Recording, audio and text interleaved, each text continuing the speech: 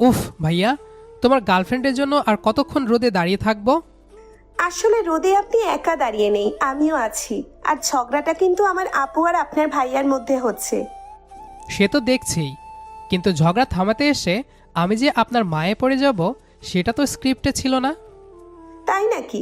তা এই মায়া কি শুধু আজকের জন্যই, নাকি ভবিষ্যৎ নিয়ে কোনো পরিকল্পনা আছে? পরিকল্পনা তো অনেক বড়, তবে তার আগে হবু ভাবির হাত থেকে পার পাবো কিনা সেটাই ভাবছি।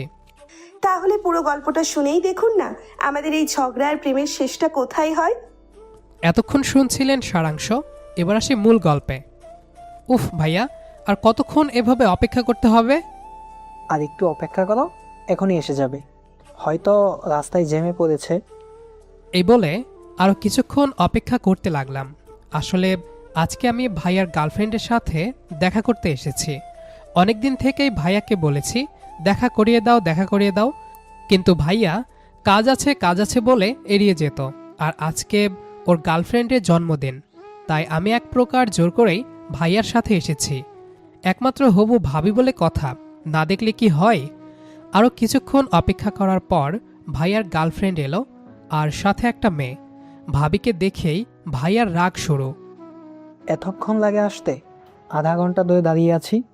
তখনই ভাবি বলে উঠল, তো কি হয়েছে? দরকার হলে সারাদিন অপেক্ষা করবে, অন্য সময় যে নিজে লেট করে আসো তখন। আমি কি ইচ্ছে করে লেট করি নাকি? অফিসের কাজ থাকে, সেসব শেষ করে আসতে আসতে দেরি হয়ে যায়। তো আমারও তো কাজ থাকে, সেগুলো শেষ করে আসতে আমারও লেট হয়। তা এমন কি কাজ তোমার? ওই মেকআপ ছাড়া আর কি কাজ থাকে? হ্যাঁ, সারাদিন মেকআপ করি, আর বাড়ির কাজ তো তুমি গিয়ে করে দিয়ে আসো, তাই না? হ্যাঁ হ্যাঁ জানি, কি কাজ করো তুমি। কি কাজ করি মানে? এই, তুমি কি এখানে আমার সাথে ঝগড়া করার জন্য আসছো? মানে এমন একটা দিনেও, ধ্যাত, কার সাথে যে আমি কথা বলছি। থাকো, আমি গেলাম, আর কখনো আমায় কল দিবে না। এই বলেই ভাবি চলে যেতে নিলে আমি তাড়াতাড়ি সামনে গিয়ে পথ আটকে দাঁড়ালাম। আরে আরে, কোথায় যাচ্ছেন? এভাবে রাগ করে চলে গেলে আমার কি হবে? ভাবি আর পাশে থাকা মেয়েটা একে অপরের দিকে তাকালো একবার, তারপর আমার দিকে। বুঝতে পারলাম ওরা আমাকে এখনো চিনতে পারেনি। তাই আমি বললাম, শুভ জন্মদিন ডিয়ার হবু ভাবি। আজকের দিনে এভাবে রাগ করে চলে যাচ্ছেন, তাও আবার আমাকে রেখে। এটা কি উচিত? ভাবি অবাক হয়ে ভাইয়ার দিকে তাকালো। তখনই ভাইয়া বলল, ইনি হচ্ছেন আপনার একমাত্র দেবর মাহিন। ভাবি এসে আমার দিকে তাকালো। তার মানে তুমিই মাহি? জি, আমাকে চিনেন তাহলে? ভাবি একটু হেসে মাথা নেড়ে বলল, চিনবো না কেন? এই লোকটার মুখে তো তোমারই গল্প বেশি শোনা হয়েছে। মাহিন এটা করেছে, মাহিন ওটা করেছে। আমি একটু লজ্জা পেয়ে হাসলাম। জানি না কি কি বলেছে, তবে আমি কিন্তু অনেক ভদ্র আর শান্ত। হ্যাঁ, তা তো দেখলামই। আর অন্য কারো মতো হওয়ারও চেষ্টা করবে না। কথাটা ভাবি ভাইয়াকে ঠেস মেরে বলল, যেটা ভাইয়া বেশ ভালোই বুঝতে পেরেছে, কিন্তু আর কিছু বলল না। তাহলে অনুগ্রহ করে চলুন ক্যাফেতে গিয়ে বসি। এভাবে রোদে দাঁড়িয়ে থাকলে মাথায় আগুন ধরে যাবে, তখন আবার ফায়ার সার্ভিসকে ডাকতে হবে। আমার কথা শুনে সবাই হেসে উঠল, সাথে ওই মেয়েটাও। আমার চোখ অজান্তেই তার দিকে গেল। এতক্ষণ খেয়াল না করলেও এখন করলাম। বেশ সুন্দর দেখতে, একদম ভাবির মতোই। তারপর আমরা একটা ক্যাফেতে গিয়ে বসলাম, আর এর মধ্যেই ওদের দুজনের ঝগড়া শেষ হলো। তাও এমনি এমনি না, ভাইয়া অনেকবার সরি বলেছে। তারপর হঠাৎ ভাবি বলে উঠল, আরে হ্যাঁ, আমি তো ভুলেই গিয়েছি। এই যে ও হচ্ছে রিয়া, আমার খালাতো বোন। আর রিয়া, এই যে ইনি হচ্ছেন তোর দুলা ভাই। রিয়া হাসি মুখে বলল। আসসালামু আলাইকুম দুলা ভাই। ভাইয়াও হেসে জবাব দিল, ওয়ালাইকুম আসসালাম, কেমন আছো? আলহামদুলিল্লাহ ভালো, আপনি কেমন আছেন? ভালোই ছিলাম, তবে তোমাকে দেখে আরো ভালো ফিল করছি। বলেই ভাইয়া ভাবির দিকে আর চোখে তাকালো। ভাবিও কম না, সাথে সাথে বলল, ও আচ্ছা, তাই নাকি? আমাকে দেখে তো কখনো এমনটা বলনি তুমি। কারণ তখন ফিল হয়নি। ও আচ্ছা, তাই। তখনই রিয়া মাঝখান থেকে বলে উঠল, আরে আরে, আপনারা আবার ঝগড়া লাগিয়ে দিয়েন না প্লিজ। আমিও বলে উঠলাম, হ্যাঁ, যা অবস্থা দেখছি বিয়ের পর রোম্যান্সের থেকে ঝগড়াটাই বেশি হবে। আমার কথাটা শুনে ভাইয়া আর ভাবি দুজনেই ভীষণ লজ্জা পেল। এটা দেখে রিয়া হালকা হেসে আমার দিকে তাকিয়ে বলল, আপনি আগেই বিয়ের পরের ভবিষ্যৎ দেখে ফেললেন নাকি? না না, আমি তো শুধু সম্ভাবনা বিশ্লেষণ করলাম। বাস্তব অভিজ্ঞতা না থাকলেও মানুষের মুখ দেখে অনেক কিছু বোঝা যায়। এই কথা শুনে রিয়া হেসে উঠল। ভাইয়া আমার দিকে চোখ বড় করে তাকালো, কিন্তু কিছু বলল না। ভাবি তখনও ভান করে মুখ অন্যদিকে ঘুরিয়ে রেখেছে, কিন্তু ঠোঁটের কোণে যে হাসিটা লুকাতে পারছে না সেটা আমি ঠিকই ধরতে পারলাম। ক্যাফের ভেতরে হালকা কফির ঘ্রাণ আর বাইরে সন্ধ্যার নরম আলো, সব মিলিয়ে একটা অন্যরকম সুন্দর পরিবেশ। আমরা সবাই বসে আছি, কিন্তু ভাইয়া আর ভাবির মধ্যে ছোট ছোট খুনসুটি যেন চলতেই আছে। হঠাৎ ভাবি আবার শুরু করলো, আচ্ছা মাহিন, তোমার ভাই কি সবসময় এমনই বেশি কথা বলে, নাকি আজকে স্পেশাল দিন বলে বেশি বেশি শুরু করেছে? আমি একটু ভেবে বললাম, সত্যি বলতে কি ভাইয়া দুটোই করে। কখনো কম কথা বলে, কখনো আবার এমন কথা বলে যে আশেপাশের মানুষ শুনে পাগল হয়ে যায়। ভাইয়া সাথে সাথে বলে উঠল, তোর কি আমার বদনাম না করলে ভালো লাগে না? সত্য কথা বললে সেটা বদনাম হয় না ভাইয়া। তুই চুপ থাক, আরেকটা কথা বললে খবর আছে। কেন, কি করবে তুমি? তোমার এত সাহস নেই যে আমার সামনে আমার দেবরকে তুমি কিছু করবে? আমি হালকা চিৎকার দিয়ে বলে উঠলাম, বাহ ভাবি বাহ, এই না হলে আমার ভাবি। যাক, অবশেষে কাউকে তো পেলাম যে আমার পক্ষ নিয়ে কথা বলবে। অবশ্যই আমি তোমার পক্ষে। হায় আল্লাহ, কি ভাগ্য আমার! জিনিস আমার, কিন্তু পক্ষ নিচ্ছে আরেকজনের। জিনিস ঠিকমতো সামলে রাখতে পারো না দেখেই তো এই অবস্থা।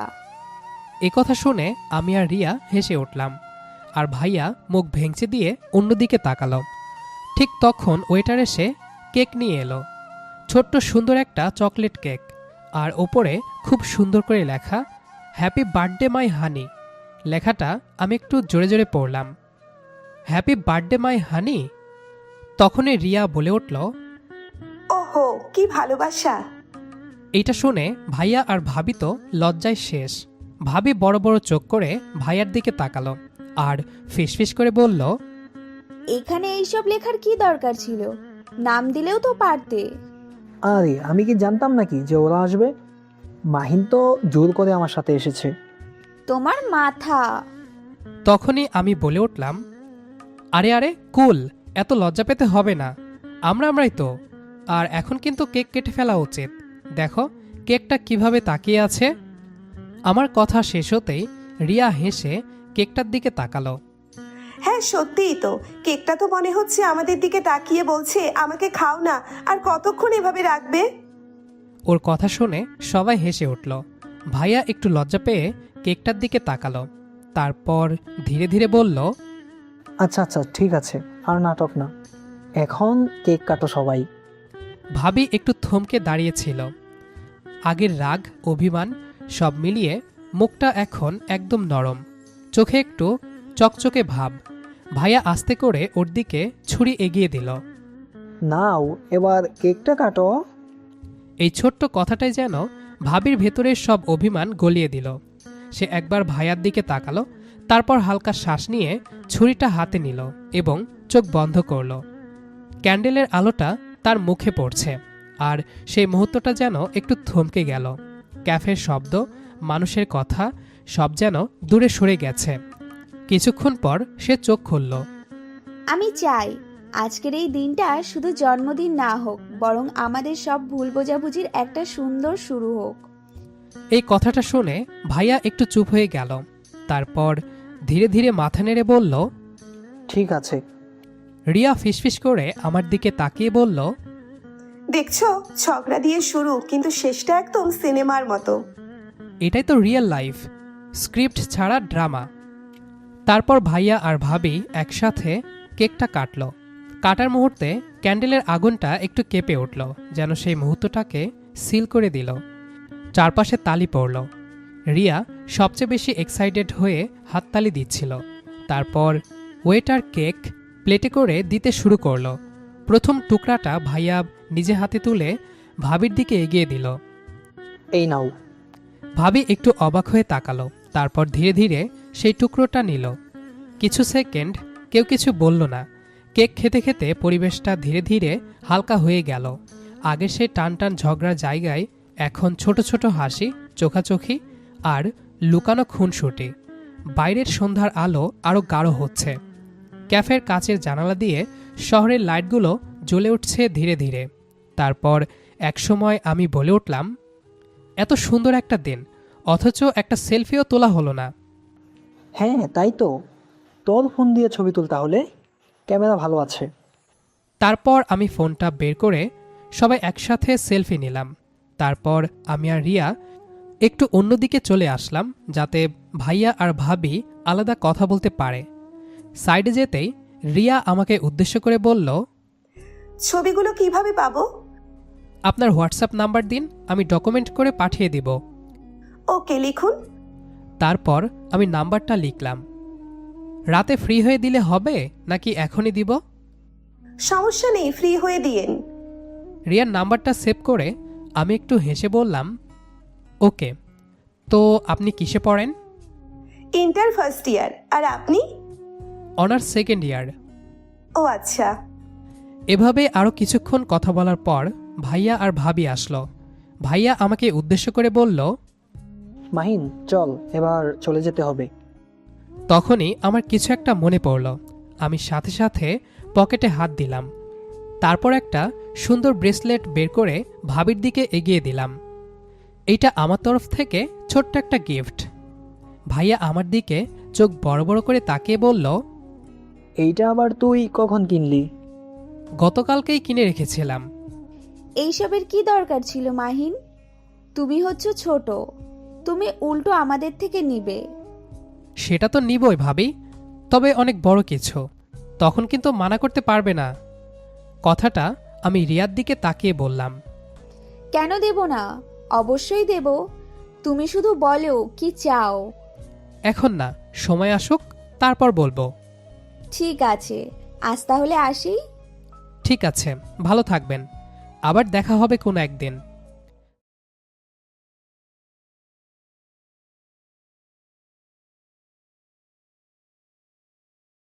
পর ওদেরকে একটা রিকশাতে তুলে দিয়ে আমি আর ভাইয়া বাইক নিয়ে বাসায় চলে গেলাম। রাতে খাওয়া দাওয়া শেষে রুমে গিয়ে মোবাইল হাতে নিলাম। তারপর সবার আগে রিয়াকে ছবিগুলো পাঠালাম, আর সাথে একটা হ্যালো মেসেজ। রাত তখন অনেকটাই নেমে এসেছে। বাসার বাতি নিভে গেলেও আমার ঘরের টেবিল ল্যাম্পটা জ্বলছে। ফোনের স্ক্রিনে রিয়ার নামটা দেখে একটু থমকে গেলাম। ওপাশ থেকে রিপ্লে এসেছে। হাই। আমি সাথে সাথে রিপ্লে দিলাম, ছবি পেয়েছেন? হ্যাঁ, অনেক সুন্দর এসেছে সবগুলো ছবি, থ্যাঙ্কস। ওয়েলকাম। কি করছেন? এই তো কিছু না, খাওয়া দাওয়া করে রুমে আসলাম। আপনি? আমিও। কিছুক্ষণ নীরবতার পর আমি আবার লিখলাম, আজকের দিনটা মাথার ভেতর বারবার রিপ্লে হচ্ছে। আমারও, বিশেষ করে শুরুটা মনে হচ্ছিল এখনই বুঝি ঝড় উঠবে। আর শেষটা কিন্তু একদম শান্ত সমুদ্র। আপু আর আপনার ভাইয়ার ঝগড়াটা দেখতে দেখতে কখন যে হাসিতে পরিণত হলো বুঝতেই পারিনি। আপনি না থাকলে এতটা হালকা হতো না পরিবেশটা। আবার শুরু করলেন? না, আজকে শুধু সত্য কথাই বলবো ঠিক করেছি। আপনি সব সময় এমন শান্তভাবে কথা বলেন? তবে সবার সাথে না, কিছু কিছু মানুষের সাথে। বুঝলাম। কি বুঝলেন? কিছু না। আমি ফোনের দিকে তাকিয়ে হালকা হাসলাম। আচ্ছা, একটা কথা জিজ্ঞেস করি? করুন।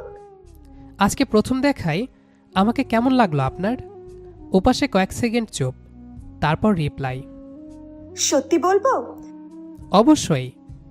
আপনাকে দেখে মনে হয়নি আপনি এত কথা বলতে পারেন, অনেক সিরিয়াস টাইপ লাগছিল। আসলে মানুষকে বাইরে দেখে যাচাই করা ঠিক না, ভেতরে সে অন্যরকমও হতে পারে। হ্যাঁ, সেটা আপনাকে দেখে বুঝেছি। একটু নীরবতা, কিন্তু সেই নীরবতাটাও অস্বস্তিকর না, স্বস্তির। রিয়া আবারও লিখল, এখনো ঘুমাননি কেন? ঘুম আসছে না। কেন? আজকের দিনের কিছু মুহূর্ত ঘুমাতে দিচ্ছে না। মুহূর্ত নাকি মানুষ? আমি কয়েক সেকেন্ড ভেবে লিখলাম দুটোই। ওপাশে টাইপিং বন্ধ হয়ে গেল। তারপর ছোট্ট রিপ্লাই। আপনি না আসলেই অদ্ভুত। ভালো না খারাপ? এখনো ঠিক বুঝতে পারছি না, তবে খারাপ না। এইটুকুই অনেক। রাত কিন্তু অনেক হয়েছে, এবার ঘুমানো উচিত। ঠিক বলেছেন। তবে একটা কথা বলে ঘুমাবেন। কি? আজকের দিনটা আপনার কাছে কেমন ছিল এক কথায়? রিয়া একটু সময় নিয়ে লিখল, অপ্রত্যাশিত কিন্তু খুব সুন্দর। আমার কাছেও। ঠিক আছে, গুড নাইট। গুড নাইট, ভালো থাকবেন। আপনিও। চ্যাটটা সেখানে থেমে গেল, কিন্তু কথাগুলো যেন থামল না। ফোনের স্ক্রিন নিভে গেলেও মনে হচ্ছিল আজকে একটা সুন্দর পরিচয় হলো, যেখানে অচেনা থেকে ধীরে ধীরে চেনা হয়ে ওঠার গল্পটা খুব সুন্দরভাবে এগোচ্ছে। ফোনটা টেবিলে রেখে লাইট নিভিয়ে শুয়ে পড়লাম, কিন্তু চোখ বন্ধ করলেই আজকের দৃশ্যগুলো একটার পর একটা ভেসে উঠছে। ক্যান্ডেলের আলো, কেক কাটার মুহূর্ত, রিয়ার হাসি, সবকিছু মিলেমিশে অদ্ভুত একটা শান্ত অনুভূতি দিচ্ছে। পরদিন সকালেই ঘুম ভাঙল দেরিতে। ফোন হাতে নিয়েই দেখি রিয়ার একটা মেসেজ। Good morning. এই ছোট্ট মেসেজ থেকেই কথা শুরু। তারপর প্রায় প্রতিদিনই দুই একটা করে কথা হতে লাগলো। প্রথমে ছবি, তারপর পড়াশোনা, তারপর দিনের গল্প। কথাগুলো কখন যে অভ্যাস হয়ে গেল বুঝতেই পারলাম না। একদিকে ভাইয়া আর ভাবির সম্পর্কেও বদল আসতে লাগলো। আগের মতো ছোট ছোট বিষয় নিয়ে ঝগড়া হলেও এখন তার শেষে হাসি থাকতো। মাঝে মাঝে ভাবি বাসায় ফোন দিত, ভাইয়ার সাথে কথা বলতে বলতে আমার খোঁজও নিত। মাহিন কোথায়? ওকে দাও তো। আমি ফোন নিলে হাসতে হাসতে বলতো, তোমার ভাইকে সামলাতে সামলাতে আমার অবস্থা পুরো খারাপ। ধীরে ধীরে দুই পরিবারের কথাবার্তা শুরু হলো। কয়েক মাসের মধ্যেই ঠিক হয়ে গেল বিয়ের তারিখ। বিয়ের দিনটা ছিল খুব ব্যস্ত, খুব আনন্দের। ভাবি লাল শাড়িতে মাথা নিচু করে বসে আছে, ভাইয়া পাশে বসে চুপচাপ তাকিয়ে। আমি দূর থেকে দাঁড়িয়ে সব দেখছিলাম। হঠাৎ চোখে পড়ল এক কোনায় দাঁড়িয়ে রিয়া, নীল ড্রেস পরে সবকিছু দেখছে। আমাদের চোখাচোখি হলো। ও হালকা হাসল, সেই হাসিটা অকারণেও মন ভালো করে দেওয়ার মতো। বিয়ের ঘর মানেই এক অদ্ভুত কোলাহল, হাসি, দৌড়ঝাঁপ, আত্মীয়দের গল্প, আর মাঝে মধ্যে হালকা বিশৃঙ্খলা। কিন্তু সেই বিশৃঙ্খলার মাঝেও কিছু পরিবর্তন থাকে, যেগুলো খুব নীরব, খুব ব্যক্তিগত। আমি ঠিক তেমন একটা মুহূর্তেই দাঁড়িয়েছিলাম। রিয়া তখনও এক কোনায়, ভিড়ের মধ্যে থেকেও আলাদা, হাতে ফোন, কিন্তু চোখ অন্য কোথাও। মনে হচ্ছিল চারপাশের সব কিছু সে দেখছে, অনুভব করছে। আমি একটু এগিয়ে গেলাম, খুব কাছে না, আবার খুব দূরেও না। এমন একটা দূরত্বে দাঁড়ালাম যেখান থেকে কথা না বললেও উপস্থিতি বোঝা যায়। আমি হালকা গলায় বললাম, অনুষ্ঠান কেমন লাগছে? রিয়া আমার দিকে তাকিয়ে ছোট্ট করে হাসল। খুব সুন্দর, তবে সবচেয়ে সুন্দর লাগছে মানুষগুলোর মুখ।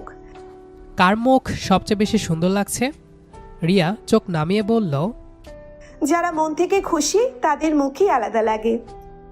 কথাটা সাধারণ, কিন্তু বলার ভঙ্গিটা ছিল অসাধারণ। আমরা দুজন পাশাপাশি দাঁড়িয়ে বিয়ের আনুষ্ঠানিকতা দেখছিলাম। এরপর একসময় ছবি তোলার হুল্লোড় শুরু হলো। সবাই গ্রুপ ছবি তুলছে। ভাইয়া আমাকে ডাকলো, মাহিন, এইদিকে আই। আমি এগিয়ে গেলাম। ঠিক তখন ভাবি রিয়াকে হাত ধরে টেনে নিয়ে বলল, তুইও আয়। রিয়া একটু সংকোচ নিয়ে আমার পাশে এসে দাঁড়ালো। তারপর সবাই মিলে অনেক ছবি তুললাম। অনুষ্ঠান শেষের দিকে রাত গাঢ় হতে লাগলো। একে একে সবাই বিদায় নিচ্ছে। রিয়া দাঁড়িয়ে আছে এক পাশে। যাওয়ার আগে সে আমার দিকে তাকালো। আচ্ছা, আবার দেখা হবে তো? আমি একটু হেসে বললাম, যদি আপনি চান তাহলে হবেই।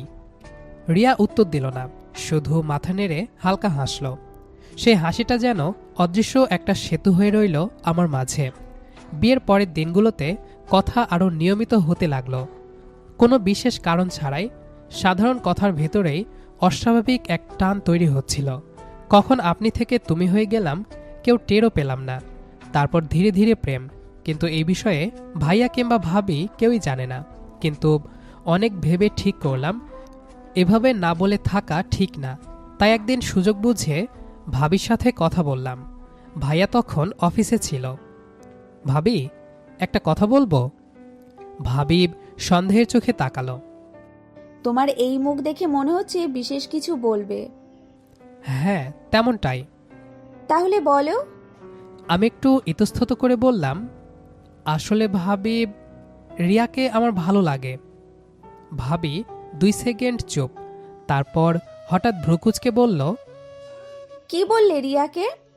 আমি ভয় পেয়ে গেলাম। হ্যাঁ মানে ইয়ে। ভাবি হঠাৎ গম্ভীর হয়ে বলল, সাহস তো কম না তোমার, আমার বোনের দিকে নজর দিয়েছো। আমি তোমাকে ভালো ভেবেছিলাম মাহিন। আমি একদম চুপ, মাথা নিচু। কি বলবো বুঝতে পারছিলাম না। কিছুক্ষণ পর ভাবির মুখের কোণে হাসি ফুটে উঠল। তারপর হেসে বলল, আরে বোকা, আমি অনেক আগেই বুঝেছি। আমি অবাক হয়ে তাকালাম। তোমাদের চোখ দেখলেই তো সব বোঝা যায়, আর আমিও তো এই সময়টা পার করে এসেছি। ভাবির কথায় আমি লজ্জা পেয়ে বললাম, তাহলে রাগ করলে কেন? এমনি দেখলাম তুমি কি রিয়াকশন দাও। তারপর আমার মাথায় হালকা চাপড় দিয়ে বলল, রিয়া খুব ভালো মেয়ে, আর তুমিও খারাপ না। আমি কথা বলবো ওদের বাসায়। আমার বুকের ভেতর যেন হালকা হয়ে গেল। সত্যি বলছো ভাবি? তবে সবকিছু সময় তো হবে, তাড়াহুড়ো নেই। আমি হাসলাম। মনে হচ্ছিল পৃথিবীটা হঠাৎ খুব সহজ হয়ে গেছে। তারপর রুমে গিয়ে ফোন নিয়ে রিয়াকে সবটা খুলে বললাম। সেও ভীষণ খুশি। সত্যি আপু জানে সব?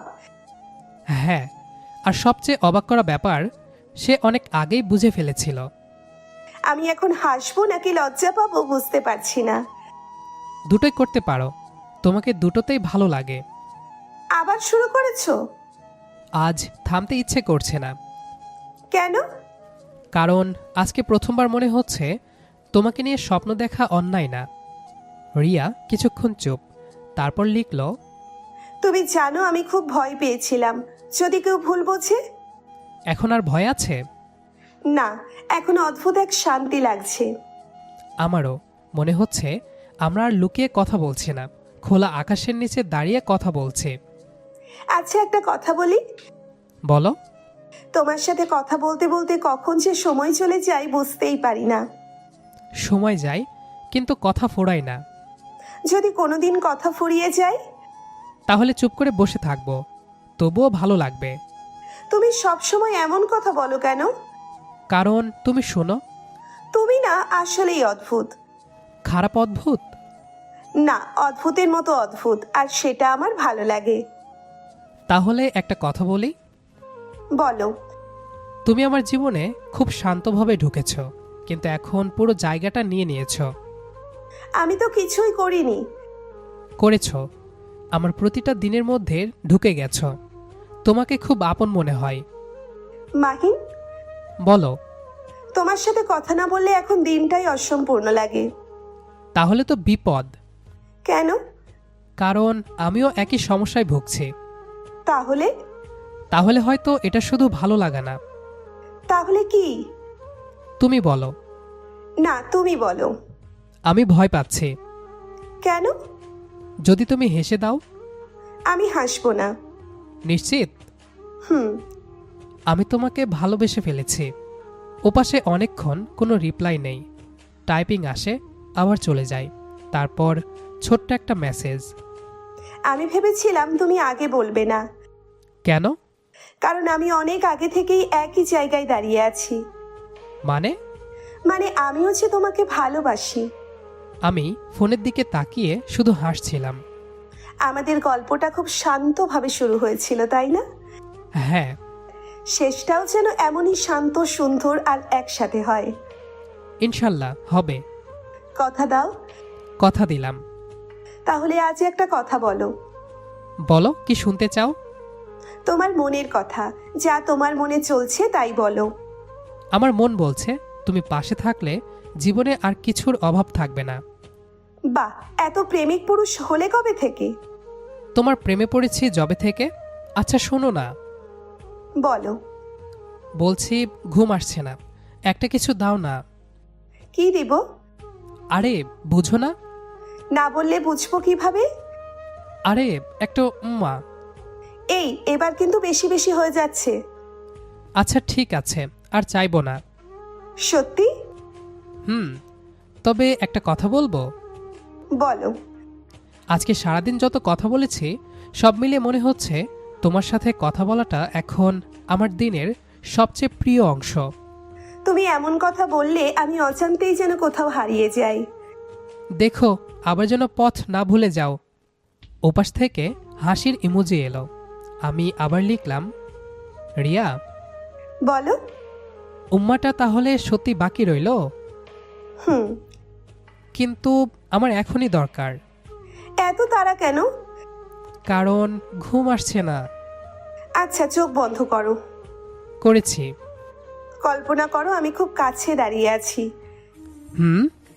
এখন নাও। উম্মা। আমি কয়েক সেকেন্ড চুপ থেকে লিখলাম, পেয়েছি। কেমন লাগলো? অদ্ভুত শান্তি। এবার তাহলে ঘুমাও। ওকে, গুড নাইট। Good night.